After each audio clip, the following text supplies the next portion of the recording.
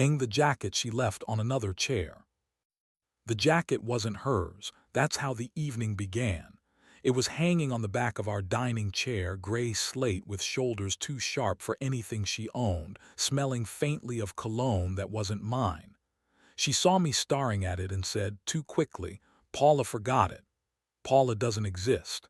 Not in our circle, not in our city." The name was a patch she hoped would hold against a storm. We were supposed to be ordinary. On Sundays, I iron pillowcases because flat cotton feels like a promise heat can keep. She sleeps with her palms splayed over my ribs like she's taking attendance of my breath. Our balcony forgives being too narrow for two chairs by letting us take turns and calling it choreography. When rain comes after midnight, we crack the window and let the city wash its face while we wash each other's. Her knee hooking behind my thigh like a sailor's knot, my mouth finding that nickel-bright coin beneath her collarbone where breath admits it wants to be fire. But the jacket smelled like someone else's storm. Evidence is the hobby of men who hope to be wrong. I began a folder on my phone named North. Into it went the jacket, folded photographs of receipts for hotel bars she never mentioned, the candle from a French brand pretending to be the moon, the voice memo on her phone labeled later, 21 seconds of hiss, her laugh, and a man's voice saying my name like he was trying it on for size. She started showering longer, lights off, claiming migraines. At dinner she smiled with lips but not with teeth. Her phone learned a new chime at 12:06 and 12:11, like a smaller house hidden inside ours. "Who is Milo?" I asked one morning, stirring coffee heavy with silence. She didn't flinch. "A client," she said. "He paints sky like it forgives him, doesn't use enough water." She brushed my wrist with her thumb, our old code, and whispered, "You're thinking too loudly." I thought quietly into North. One Thursday I followed her. Harborline Hotel glowed against the river, glass shaped like confidence. In the lobby, time and polished wood pretended to absolve. At the bar he was already waiting. Jaw careful, smile thin as a curtain, jacket the same slate as the one hanging in our home. When the bartender asked, he raised two fingers without touching the air, and something clear obeyed. She joined him, scarf folded too neatly, laughter pouring into his collar as though it belonged there. I left before she saw me. Outside, the night pressed its mouth to my ear and said, "Now you know." That night she kissed me too hard, passion rehearsed as alibi. Her tongue tasted of gin and secrecy. In bed she crossed her knee behind my thigh and guided my hand beneath her shirt like someone switching on a lamp she trusted.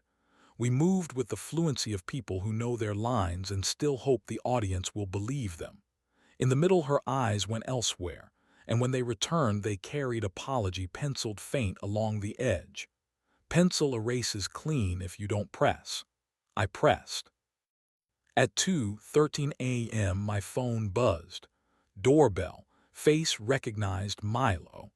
30 seconds of grain, his cheek fogging the lens, her shadow slipping behind him like someone who knows how to walk without waking mugs. The latch gave its sound of surrender. Sunday wanted witnesses. Courage likes even numbers. I invited her brother and my friend Anton for pasta. The apartment smelled like garlic telling the truth. We laughed until plates carried themselves. After, I mirrored the doorbell clip to the television. The rectangle did its neat geometry around his jawline. "We should talk privately," she said instantly. "We will," I said, "but I need witnesses that I didn't dream a welcome." They left us to be a room. She scrolled her phone like someone pulling out a thorn. The message thread blinked. The receipts glowed like wounds. The jacket hung where I'd left it, still smelling of him. "I told myself it was a hallway," she said finally. "Somewhere I could stand without a tour guide. I liked the echo." "Is he married?" I asked, because bureaucracy steadies grief. Separating, she said. A son, 8. Do you love him? The word is small until it sits down in a chair. She looked at the ceiling crack that refuses to choose a direction. I love who I am when I stop narrating. With you I started describing myself from outside, like I owed footnotes to every heat. He turns the placards around and says he believes the painting without the text. I loved us like architecture, she added soft. I wanted weather. We're going to separate, I said. The sentence felt like a key nobody would cut again. She nodded with relief I refused to call cruelty. Do you want me to go now? I want the door to forget his face, I said. Pick a door, I'll take the other. Leaving photographs itself fast, but houses stretch the moment. She took the hoodie, the charger that fits everything, and the scent that trained corners to behave. She left the candle that pretends to be the moon, the scarf folded into weather, and the jacket that never belonged to us. At the threshold, she lifted her hand toward my wrist, the old code, and changed her mind midair.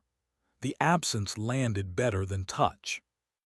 I was happy, she said, and greedy and afraid and sorry. You were alive, I said, so am I. The lawyer's office smelled like old rain and problem-solving. She asked if I wanted an outcome or a scene. Outcome, I said, surprising the part of me that craved theater. At home, I reset the lock, taught the doorbell only my face, and opened the windows until the curtains forgot her perfume. The plant on the landing forgave me when I slid the spare key back into its dirt.